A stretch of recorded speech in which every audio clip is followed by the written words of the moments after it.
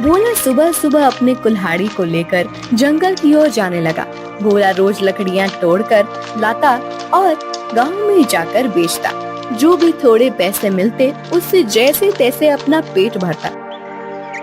उस दिन जब भोला लकड़ी काटने गया, उसने देखा कि बहुत सारे पेड़ पहले से ही कटे हुए हैं। फिर अरे ये क्या, लगता है आज कलुआ मुझसे पहले आकर लकड़ियां तोड़कर चला गया। वैसे भी कलुआ को तो मुझसे बहुत ज्यादा लकड़ियों की जरूरत होती है, इसीलिए आया होगा। चलो अब जंगल के और अंदर जाना होगा। भोला और अंदर चला गया। उसने देखा कि बीच जंगल में बहुत से पेड़ थे। उन पेड़ों को देखकर अरे वाह, यहाँ पर तो बहुत सारे पेड़ हैं। अगले 2 महीनों तक भी रोज लकड़ियाँ काटूं तो भी कम नहीं पड़ेंगी। भोले ने पेड़ काटने के लिए कुल्हाड़ी उठाई। तभी उसने देखा कि ऊपर एक बंदरिया अपने नवजात बच्चे के साथ उस पेड़ पर बैठकर फल खा रही थी। वो बंदरिया इतने प्यार से अपने बच्चे को पकड़कर बैठी थी कि उनका प्यार देखकर भोला रुक गया। ये क्या करने जा रहा था मैं? अगर मैंने ये पेड़ काट दिया, माँ बंदरिया और उसके बच्चे का घर टूट जाएगा। नहीं, मुझे ऐसा नहीं करना चाहिए। शायद इस पेड़ पर बहुत सारे फल हैं, इसीलिए ये बंदरिया यहाँ रहती होगी। चलो मैं कोई ऐसा पेड़ काटता हूँ जिस पर किसी जानवर या पंछी का घर ना हो। भोला और आगे चला गया। उसने अपनी जरूरत के अनुसार लकड़ियाँ काटी और उन्हें बेचने चला गया। ऐसे ही दिन बीतते रहते हैं। भोला रोज उस बंदरिया और उसके बच्चे को देखता। कभी कभी भोला बंदरिया को खिलाने के लिए घर से रोटी भी ले आता। एक दिन जब भोला लकड़ी काटने गया, तब उसने देखा कलुआ उसी पेड़ पर कुल्हाड़ी चला रहा था जिस पेड़ पर उस बंदरिया रहती थी। कलुआ को उस पेड़ को काटते देख, अरे कलुआ, ये क्या कर रहे हो? ये कैसा सवाल है? भगवान ने आंखों की जगह बटन लगाकर भेजा है क्या? दिखाई नहीं देता? लकड़ी काट रहा हूँ। वो तो मैं देख रहा हूँ कलुआ, लेकिन इस पेड़ की लकड़ी क्यों काट रहे हो? किसी और पेड़ की लकड़ी काटो। पेड़ पर देखो, एक बंदरिया का घर है, उसके साथ उसके नवजात शिशु भी हैं कलुआ। तो क्या हुआ? वो बंदरिया किसी और पेड़ पर चली जाएगी। इतने सारे पेड़ तो हैं। लेकिन कलुआ, लेकिन वेकिन कुछ नहीं। चल निकल जा यहाँ से। आया बड़ा मुझे सिखाने वाला। और सुन, इस पेड़ को तो पूरा मैं ही काटूंगा। ये ध्यान रखना, तुझे चाहिए तो कहीं और चला जा, नहीं तो ये देख रहा है ना कुल्हाड़ी, मुझे जरा सी भी देर नहीं लगेगी इस कुल्हाड़ी को तुझ पर चलाने में। कलुआ पेड़ काटने लगा। भोला बेचारा चाह कर भी कुछ नहीं कर पाया और आगे चला गया। दोपहर के समय जब भोला जंगल से लौट रहा था, तब सपने देखा कि कलुआ ने वो पूरा पेड़ काट डाला था। भोला को बहुत बुरा लग रहा था। तभी उसकी नजर पेड़ के एक बड़े लकड़ी के नीचे गई। वो बंदरिया उस लकड़ी के नीचे मरी पड़ी हुई थी। उसे देख भोला के आंखों में आंसू बहने लगे। भोला को लग रहा था कि शायद उसके बच्चे की भी मौत हो गई है। भोला उस बंदरिया के पास गया। तभी उसने देखा कि बंदरिया ने मरते हुए भी अपने बच्चे को अपने गोद में सुरक्षित रखा था। हे भगवान, तेरी महिमा अपरंपार है। इस बंदरिया ने मरते हुए भी अपने बच्चे को गोद में सुरक्षित रखा है। सच में माँ आखिर माँ ही होती है। लेकिन अब इस बच्चे का क्या होगा? कलुआ भी कितना दुष्ट है। मैंने बताया था उसे इस पेड़ पर इस बंदरिया का घर है, लेकिन उसने मेरी बात नहीं सुनी। फिर भोला ने गड्ढा खोदकर बंदरिया के शव को उस गड्ढे में डाल दिया। फिर उसके बच्चे को अपनी गोद में उठाकर अपने साथ उसे घर ले आया। उस दिन एक बात से भोला अपने छोटे भाई की तरह उस बंदर को साथ रखने लगा। एक दिन भोला लकड़ी काटने गया था। तब, क्यों भोला, सुना है तूने किसी बंदर को पाल रखा है? अरे खुद का पेट तो तुझसे भरता नहीं, अब उस बंदर को क्या खिलाएगा? वो वही बंदर है कलुआ, जिसकी माँ के तुम हत्यारे हो। मैंने तुम्हें कहा था कि उस पेड़ पर उस बंदरिया का घर है, फिर भी तुमने वो पेड़ काट दिया। वो बंदरिया पेड़ से गिरकर मर गई, इसीलिए मुझे इंसानियत के नाते उस बंदर को अपने साथ ले जाना पड़ा। अगर मैं उसे नहीं ले जाता तो इस जंगल में ऐसे ही उसकी मौत हो जाती। हाँ तो तू बड़ा दयावान है ना। सारी दुनिया की इंसानियत और अच्छाई एक तुझ में ही भरी हुई है ना। कलुआ, मेरी तुमसे विनती है कि आगे से तुम कोई भी पेड़ काटते समय थोड़ा ध्यान दो कि किसी जानवर पंछी का घर न टूटे। ए भोला, मैंने पहले भी एक बार तुझसे कहा था कि तू मुझे मत सिखा। जब तूने कुल्हाड़ी हाथ में लेना सीखा था ना, उसके कई साल पहले से मैं लकड़ी काट रहा हूँ। तू कौन होता है मुझे सिखाने वाला? रुक, तुझे अभी मजा चखाता हूँ। ऐसा कहकर कलुआ ने भोला को पीटना शुरू कर दिया। उसे पीटने के बाद भोला को उसने चेतावनी भी दी कि आगे से अगर वो इस गांव में लकड़ी काटने के लिए आएगा तो उसे अपनी जान से हाथ धोना पड़ेगा। बेचारा भोला घर आ गया और बंदर से बात करने लगा। चलो दोस्त, अब इस गांव से हमारा दाना पानी उठ गया है। उस कलुआ ने मुझे पीटकर साफ साफ चेतावनी दे दी है। अब अगर जान बचानी है तो इस गांव को छोड़कर जाना ही बेहतर होगा। चलो, हम कहीं और जाकर हमारी अपनी दुनिया बसाएंगे। भोला बंदर को अपने कंधे पर बिठाकर गांव से कहीं दूर जाने के लिए निकल गया। दिन बीत रहे थे और भोला दर बदर भटकते हुए काम की तलाश कर रहा था। ना तो उसे काम मिल रहा था और ना उसके रहने का कोई ठिकाना था। जैसे तैसे अपने लिए और बंदर के लिए वो एक वक्त का खाना जुटा पा रहा था। एक दिन ऐसे ही वो थक कर एक पेड़ के नीचे बैठा हुआ था। बंदर उसकी गोद में सोया हुआ था। तभी वहाँ एक योगी बाबा आए। प्रणाम योगी बाबा। कल्याण हो पुत्र। एक बात बताओ, तुम इस बंदर को ऐसे गोद में लेकर क्यों बैठे हो? बाबा, इसने अपनी माँ को खो दिया है। इसका इस दुनिया में कोई नहीं है, इसीलिए मैं इसे अपने साथ अपने घर ले आया था। लेकिन हमारे गांव के एक गुंडे की वजह से मुझे गांव छोड़ना पड़ा। अब मैं काम और सर पर छत ढूंढते हुए दर दर भटक रहा हूँ। पुत्र, तुम्हारा हृदय सच में कोमल है। तुमसे किसी का भी दुख नहीं देखा जाता। तुमने इस अनाथ बंदर की जिम्मेदारी लेकर इसे एक परिवार दिया है। तुम अगर चाहो तो मेरे साथ मेरे आश्रम में रह सकते हो। मेरे आश्रम में मेरे कुछ शिष्य रहते हैं और कई बार कितने साधु भी आते हैं। उनके भोजन और रहने की व्यवस्था की जिम्मेदारी अगर तुम उठाओ तो मुझे बहुत आनंद होगा। ये तो मेरी खुशनसीबी है बाबा। मुझे आपके साथ रहने में सचमुच खुशी होगी। लेकिन बाबा, मेरा ये बंदर भी मेरे साथ आएगा। मैं इसे कहीं नहीं छोड़ सकता। हाँ पुत्र, तुम इसके साथ आ सकते हो। भोला बाबा के साथ उनके आश्रम चला गया। भोला अब योगी बाबा के आश्रम में सफाई, भोजन व्यवस्था, हवन की सामग्री ले आना, बाबा जी के शिष्यों की सहायता करना, ऐसे सारे काम करने लगा। भोला का बंदर हमेशा उसके साथ रहता था।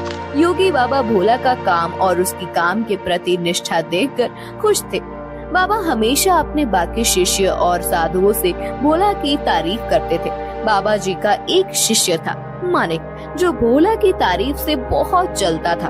उसे लगता था कि भोला तो एक साधारण लड़का है, फिर भी बाबा जी उसकी बड़ी तारीफ करते हैं। जबकि मैं इतनी पढ़ाई करता हूँ, वेद पाठ करता हूँ, फिर भी बाबा जी को मेरी कोई अहमियत नहीं है। एक दिन, माड़ी भैया, ये लीजिए, आपके लिए ये ताजे फल लेकर आया हूँ। भोला, आजकल तुम ज्यादा आलसी हो चुके हो। तुम्हें ज्यादा खाना ना पकाना पड़े, इसीलिए तुम ये फल लेकर आते हो। ऐसी बात नहीं है भैया, वो बाबूजी ने आज सबको फलहार करने को कहा है, इसीलिए मैं फल लेकर आया था। भोला बात कर ही रहा था कि तभी उसका दोस्त बंदर आया और उसने मानिक के फल खा लिए।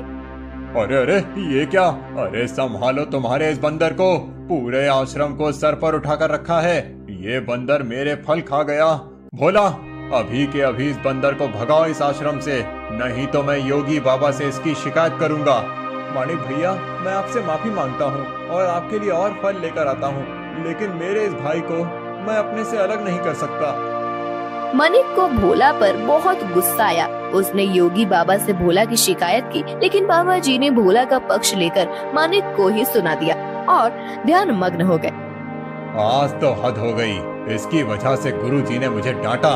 इसका कुछ करना ही पड़ेगा, लेकिन इस तरह कि मेरा नाम कहीं न जाए और इसकी छुट्टी हो जाए।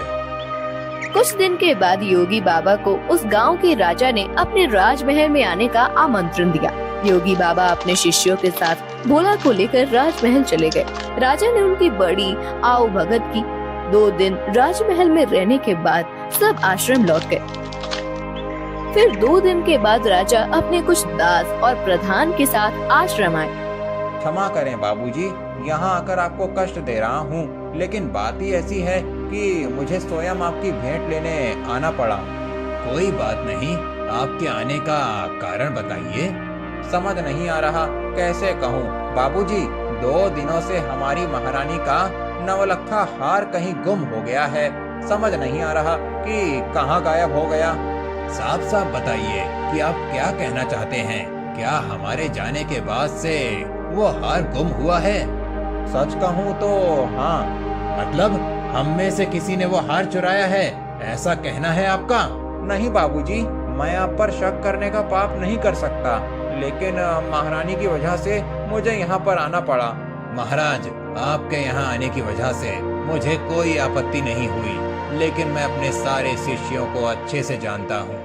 मेरे शिष्यों में से कोई भी चोरी जैसा पाप नहीं कर सकता। फिर भी अगर आपको तसल्ली ना हो तो आप सबकी तलाश ले सकते हैं। राजा के साथ आए हुए दासों ने सबकी तलाशी ली। तब उन्हें भोला की झोली में वो 9 लखा हार छुपाया हुआ मिला। वो भोला को पकड़कर ले गए। छोड़ो मुझे, मैंने कुछ नहीं किया है। बाबूजी, मैं सच कह रहा हूँ, मैंने चोरी नहीं की। भोला, तुमने चोरी की है? मैं सोच भी नहीं सकता था कि तुम इतनी गिरी हुई हरकत कर सकते हो। नहीं नहीं मालिक भैया, मैं सच कह रहा हूँ, मैंने कुछ नहीं किया। मैंने उस हार को देखा भी नहीं था। बाबूजी, ये लड़का रंगे हाथों पकड़ा गया है। अब मैं कुछ नहीं कर सकता। मुझे इसे सजा दिलाने के लिए महल लेकर जाना होगा। बाबूजी, मुझे बचा लीजिए, मैंने सच में कुछ नहीं किया। आप मुझे जानते हैं, मैं चोरी के बारे में सोच भी नहीं सकता। बुरे से बुरे वक्त में भी मैंने चोरी नहीं की, तो अब क्या करूँगा? मेरा विश्वास कीजिए। राजा के दास भोला को ले जाने लगे। तभी उनके पीछे से आवाज आई, रुकिए, मेरे भाई ने चोरी नहीं की है। सबने पीछे मुड़कर देखा। भोला का बंदर पीछे खड़ा होकर बोल रहा था, महाराज, मेरे भाई ने चोरी नहीं की है। ये हार किसी ने जानबूझकर उसके झोले में डाला है। ये क्या, एक बोलने वाला बंदर? हाँ, मैं एक बोलने वाला बंदर हूँ। मेरे बचपन से लेकर भाई मुझसे बात करते आए हैं। ये रोज मुझसे ढेर सारी बातें करते हैं। उन्हें बोलते हुए देख और उनकी बातें सुनकर ही मैंने बोलना सीखा है। मैं दावे के साथ कह सकता हूँ, मेरे भाई ने चोरी नहीं की है। अच्छा, तो तुम दावे के साथ कह रहे हो, तो तुम्हें ये भी पता होगा कि ये हार जानबूझकर इसकी झोली में किसने डाला? हाँ, मुझे पता है। इस माड़िक ने मेरे भाई के झोले में वो हार डाल दिया था। क्या तुम सच बोल रहे हो? नहीं नहीं बाबूजी, ये झूठ बोल रहा है। मैंने सच में चोरी नहीं की है। तुम्हारी लड़खड़ाती हुई जुबान ने सब सच कह दिया है माड़िक। मैं कभी सोच ही नहीं सकता था कि तुम ऐसा करोगे। सच सच बताओ, तुमने चोरी क्यों की? और उसका इल्जाम बेचारे भोला पर डालकर क्या करना चाहते थे तुम? मानिक ने अपनी जलन के बारे में सब सच सच बाबा जी को बता दिया। महारानी के हार की चोरी के जुर्म में मानिक को पकड़ लिया गया। फिर, भोला, तुम्हारा ये बंदर सच में बड़े काम का है। ये हमारे राज्य की बड़ी मदद कर सकता है। मैं चाहता हूँ कि तुम इसके साथ हमारे राज्य के गुप्तचर बन जाओ और हमारे शत्रुओं की गतिविधियों पर नजर रखो। इस बंदर पर किसी को शक नहीं होगा और तुम आसानी से सब पर नजर रख पाओगे। इस काम के बदले में तुम्हें बहुत धन दिया जाएगा। राजा जी की बात भोला को सही लगी। योगी जी ने उसमें हामी भरी। भोला अब राज्य का पहला ऐसा गुप्तचर बन गया जिसका साथी एक बंदर था।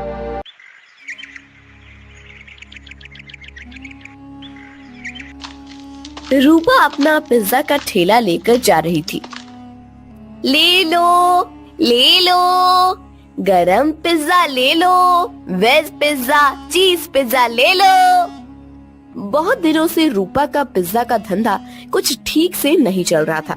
ग्राहक उसके ठेले के पास से गुजरते थे, लेकिन पिज्जा खरीदने के लिए नहीं रुकते थे। तभी वहाँ रूपा के पिता की उम्र का किशोरी लाल आया। किशोरी लाल सीटी बजाते हुए, अरे वाह, आज तो लगता है मेरी नसीब बहुत जोरों पर है। सुबह सुबह चिकनी चमेली के दर्शन हो गए। मेरा रास्ता छोड़िए।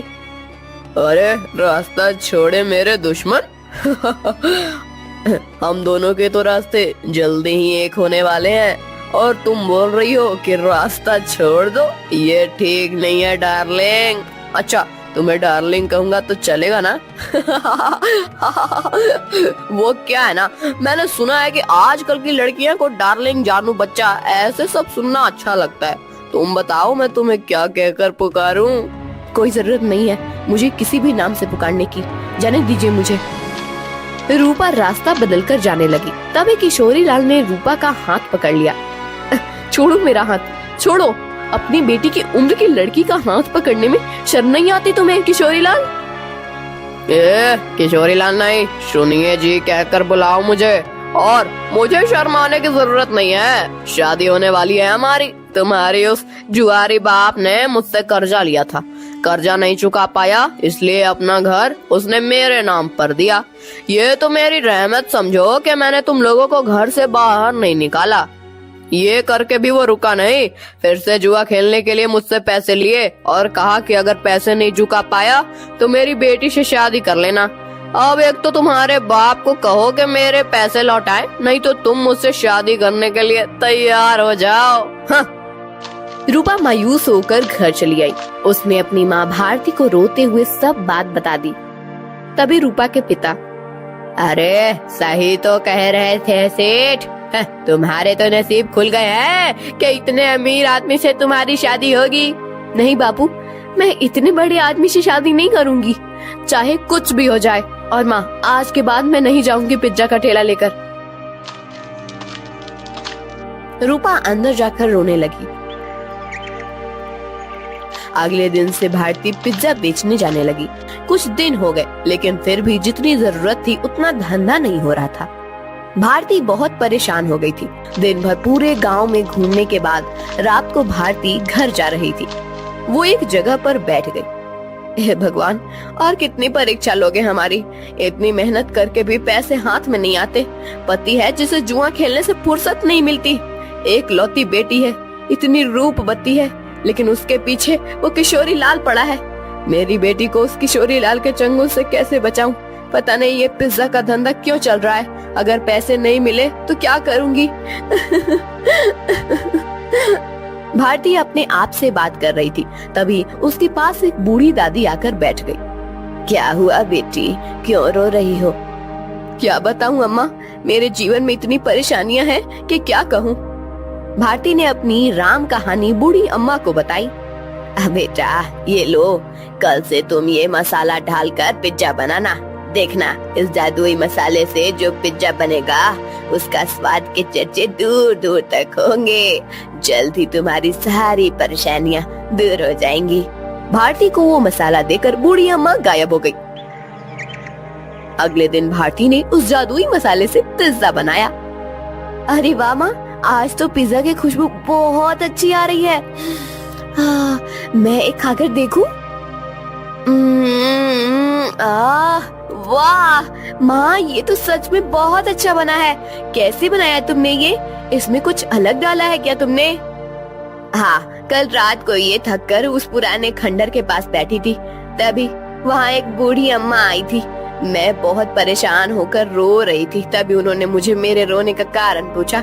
जब मैंने उन्हें हमारे बारे में सब सच बताया, तब उन्होंने मुझे ये मसाला दिया और कहा कि इसमें पिज्जा में डालकर पिज्जा बनाऊंगी तो पिज्जा का स्वाद बढ़ जाएगा। वही मसाला में डाला है अभी इसमें। क्या? उस खंडर के पास? माँ, तुम्हें पता नहीं वहाँ क्या है? तुम इतनी डर क्यों रही हो? ऐसा क्या है वहाँ पर? अरे माँ, कहते हैं कि वहाँ पर एक बूढ़ी का भूत रहता है। तुम्हें जो बूढ़ी अम्मा मिली थी, कहीं वो वही भूत तो नहीं थी? ये क्या बोल रही हो तुम बेटा? कल मेरी मुलाकात एक भूत से हुई थी, लेकिन उसे देखकर ऐसा लग तो नहीं रहा था। लेकिन माँ, ये तो सोचो कि कोई सामान्य औरत तुम्हें जादुई मसाला कैसे देगी?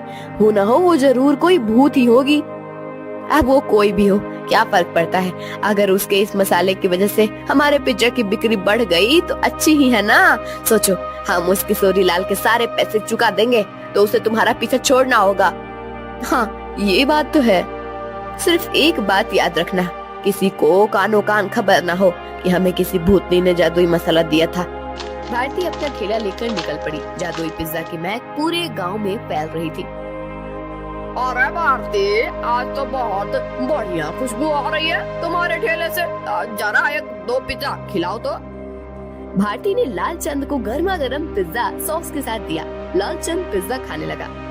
अरे वाह क्या स्वाद है, वाह वाह मजा आ गया। भारती क्या खूब पिज्जा बनाया है आज तुमने, सच में दिल खुश हो गया। वैसे तो मुझे ये पिज्जा विज्जा कुछ खास पसंद नहीं है, ये तो सारे नए जमाने के चोचले हैं, लेकिन उसकी सुगंध इतनी अच्छी आ रही थी कि मेरा जी मचल गया। ओह ये लो पैसे, और एक काम करो 4 पिज्जा पैक करके देना, घर पर ले जाता हूँ, बच्चों को बहुत पसंद आया। लालचंद की आवाज सुनकर कुछ और लोग वहां आ गए और पिज्जा खरीदने लगे। भारती बहुत ज्यादा खुश हो गई क्योंकि आज उसकी बोनी ही एकदम बढ़िया हो गई थी। कुछ देर के बाद भारती गांव से होकर कॉलेज पर चली गई। कॉलेज के बहुत सारे बच्चों ने पिज्जा खरीदा। दोपहर तक सारे पिज्जा खत्म हो गए। भारती घर आ गई। माँ इतनी जल्दी आ गई आज? अरे पूछो ही मत, आज तो गजब हो गया, सच में उस मसाले ने तो कमाल कर दिया। जब मैं यहाँ से निकली थोड़ी दूर पर लालचंद सेठ मिल गए। पिज्जा की खुशबू से गीचे चले आए।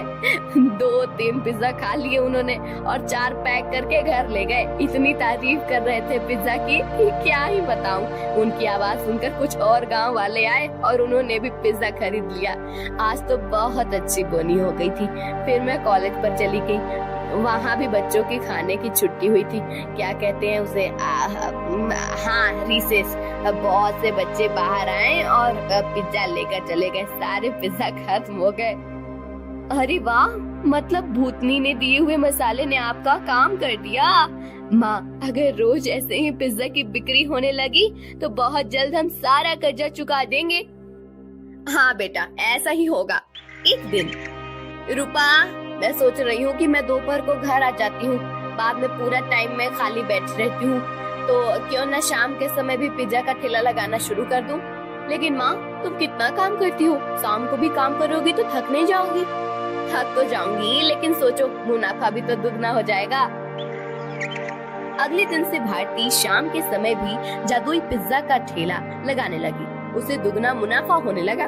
कुछ दिनों में भारती के पास बहुत सारे पैसे जमा हो गए। एक दिन वो कर्ज के सारे पैसे लेकर किशोरी लाल के कोठी पर चली गई। आओ आओ भारती, आज सुबह सुबह मेरी कोठी पर, लगता है शादी की बात करने आई हो।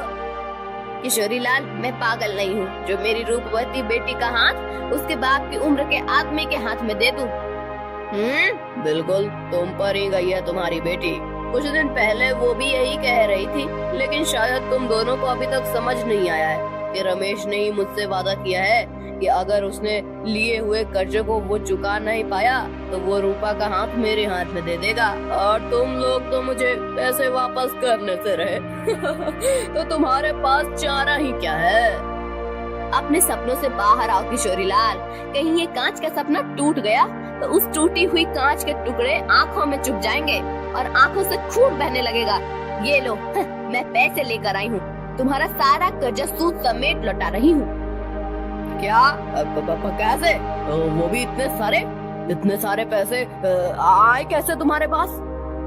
ये ले तेरे पैसे, और आगे से मेरे दरवाजे पर आने की जरूरत मत करना। और हाँ, मेरी बेटी को आंख उठाकर भी मत देखना आज के बाद। भारती किशोरी लाल के कोठी से चली गई। किशोरी लाल अपने कंप्यूटर के सामने बैठकर स्टॉक एक्सचेंज में ट्रेड करने लगा। कुछ दिनों के बाद भारती को कॉलेज के कैंटीन में पिज्जा बनाने का काम मिल गया। उसने अब पिज्जा का ढाबा शुरू कर दिया था।